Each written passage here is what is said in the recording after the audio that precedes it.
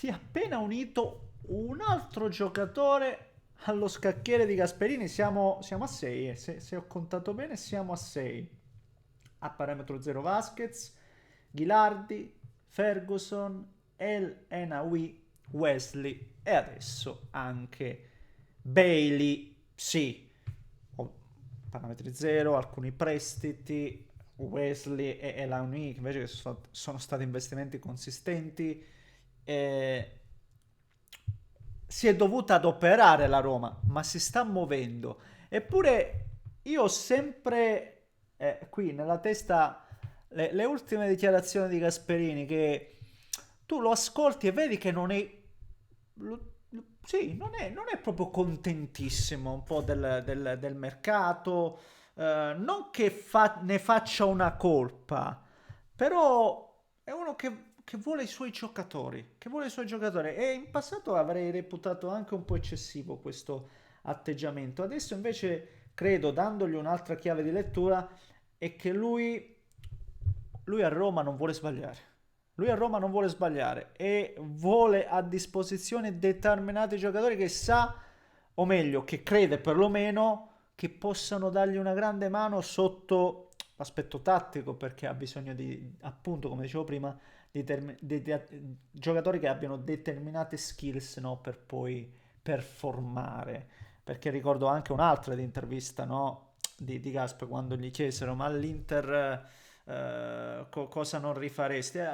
All'Inter sarei stato più duro nelle scelte, mi sarei imposto quello che ha detto lui, no? Alcune soluzioni di mercato, se penso all'epoca, no? Che voleva trattenere To e magari dare via Schneider, se non sbaglio, per questioni sempre di modulo e avvenne praticamente il contrario. Vado un po' a memoria, ma non dovrei dire fregnacce. E quindi oggi è un Gasperini molto più maturo, un Gasperini che ha anche lo standing, parliamoci chiaro, per imporsi e lo fa. E lo fa, ragazzi, perché sa che questa è una chiamata importante, quella della Roma, e vuole sfruttarla alla grande. E comunque una Roma che, ribadisco, seppur sotto fair play finanziario e tutto il resto, sta cercando comunque in tutti i modi di accontentarlo, perché arriva comunque un altro giocatore dalla Premier, e il solo fatto che arriva dalla Premier, un giocatore che 2 anni fa ha fatto vedere cose veramente interessanti, credo che la miglior stagione di Bailey appunto la vediamo 2 anni fa nell'Aston Villa, che finì quarto per intenderci, dove andò quasi in doppia cifra di gol e di assist, 10 gol e 9 assist se non vado errato in Premier League, anzi ce l'ho sotto mano, sì sì, proprio così. Poi se consideriamo quelli della Conference e gli assist, andò in doppia cifra in entrambe le situazioni, gol e assist. Meno bene l'anno scorso, qualche infortunio, un po' di competitività ulteriore con l'arrivo di Rashford e di Asensio, ma secondo me arriva un giocatore interessante.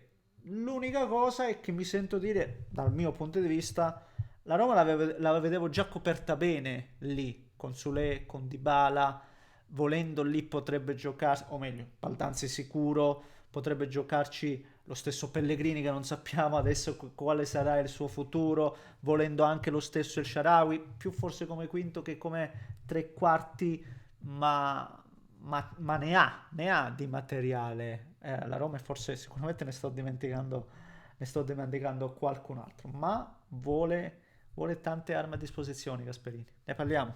Come se lo facciamo? Prima, come al solito, un paio di robette veloci, veloci, veloci. Vi invito ad iscrivervi al canale per seguire i prossimi contenuti, e come vedete, no, oggi andiamo un po' così a braccio con le notizie che ci arrivano. Non so, stasera vedrò sicuramente la finale di tennis, no? Non so se fare anche un video qua. Fatemi sempre, se lo volete, un video sulla finale di tennis. Credo vedrete, perché la finale tra Sinner e Alcaraz ci regalano sempre delle emozioni incredibili.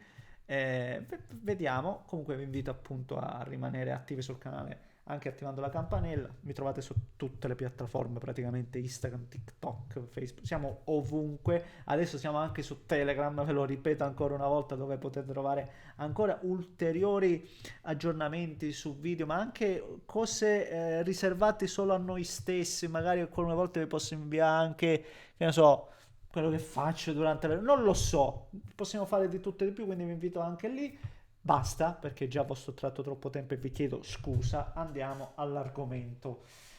Di certo non ho nessun dubbio sulla modalità d'acquisto. Io ogni volta che vedo un prestito con diritto di riscatto dico la società non sbaglia, la società si è messa sul sicuro, la società è quella che riceve maggiori benefici, perché nel momento in cui tu fissi un prestito di 2-3 milioni con un riscatto, ripeto, nessun obbligo, con un riscatto fissato a 22, tu ti sei messo sul sicuro. Non va bene? Bailey non ha dimostrato, cioè è rimasto tiepido, non è in qualche modo riuscito, no, a valorizzarsi nell'ambiente giallo, tutto quello che aveva, lo rimandi a casa.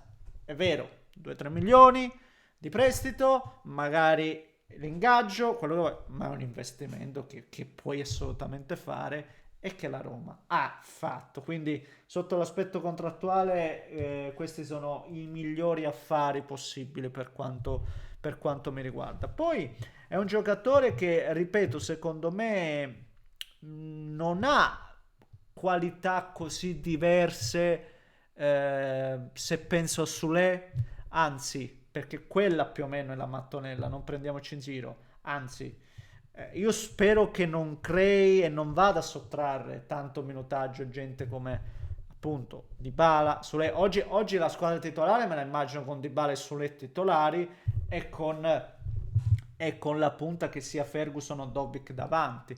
Questo può fare, non credo possa fare il quinto, non credo minimamente possa farlo, poi magari verrò smentito e soprattutto con Angeligno da un lato, secondo me non puoi mettere Bailey dall'altro, però Gasp magari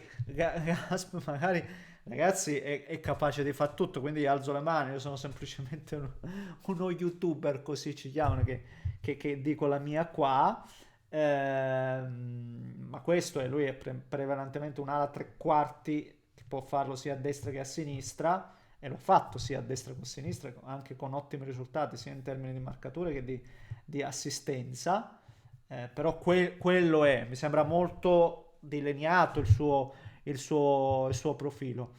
Ribadisco, aggiunge varianti lì davanti, è un giocatore che voleva fortemente secondo me anche Gasperini.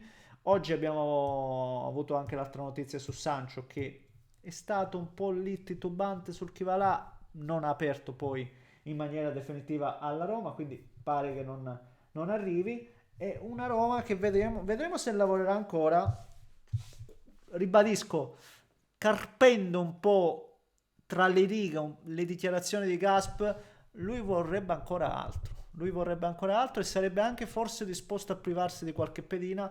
E qui arriva il nome di Koné. Vediamo, perché pare che sia ad oggi. Sembrava impossibile che uscisse. Ultimamente invece pare che si sia aperta la porticina. Vediamo. Secondo me se arriva un'offerta importante dell'Inter, la Roma ci pensa soprattutto per accontentare il proprio allenatore e quindi investirli in altro modo. Vediamo, io Roma uno come Conè non lo lascerei partire, poi ovvio, dipende sempre a quali cifre, è palese. Eh, Vediamo, c'è poco da dire, c'è poco da aggiungere, se non il solito. Vediamo. Fatemi sapere cosa ne pensate voi, commentate, likeate e niente, iscrivetevi al canale se volete. Un grande abbraccio da Neschi.